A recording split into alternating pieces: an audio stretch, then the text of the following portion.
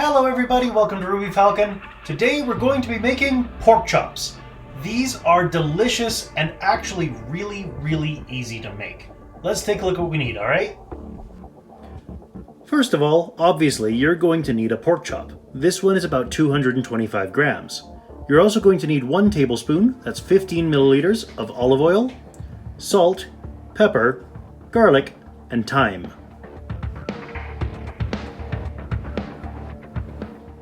While pork chops are really quite easy, there are a couple tricks to making sure that you cook them properly.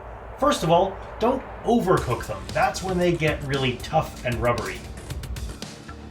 The second trick to cooking a pork chop has to do with this strip of fat around the outer edge.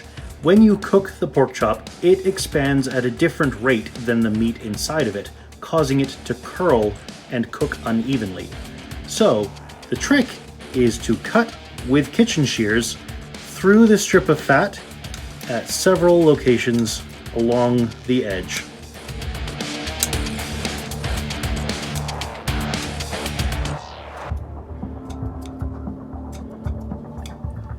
Make sure you cut all the way through the fat. Add salt,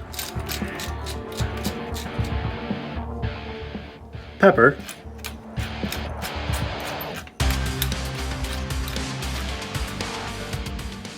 garlic,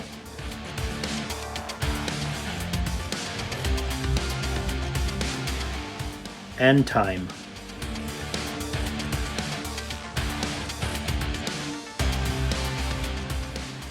Do the same for the other side.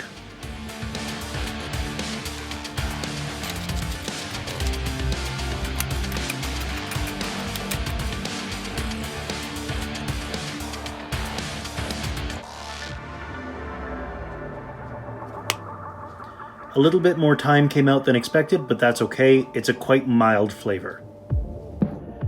Add your olive oil to a frying pan.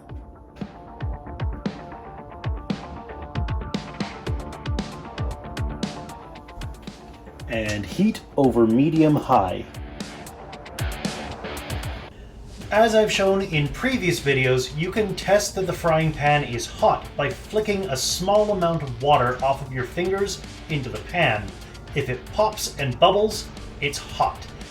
Once the pan is hot, you're going to cook the pork chop for 3.5 minutes per side.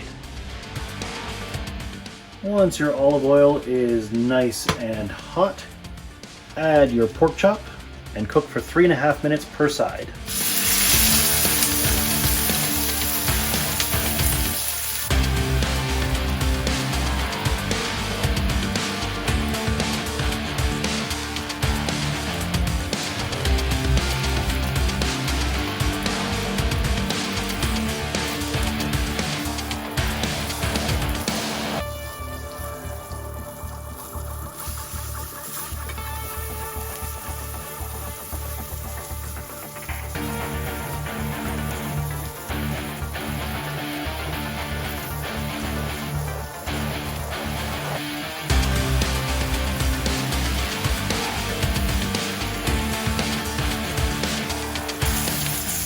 Now that it's cooked for 3.5 minutes per side, it's ready to serve.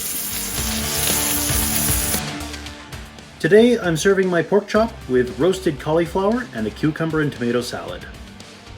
And there you have it. It really is that easy to make a delicious pork chop. I hope you enjoyed as much as I do. If you did, you can click up here to subscribe, and down here is something that the algorithmic overlords at YouTube think that you'll enjoy from my channel. If it catches your fancy, go ahead and click on it. I'll see you next time.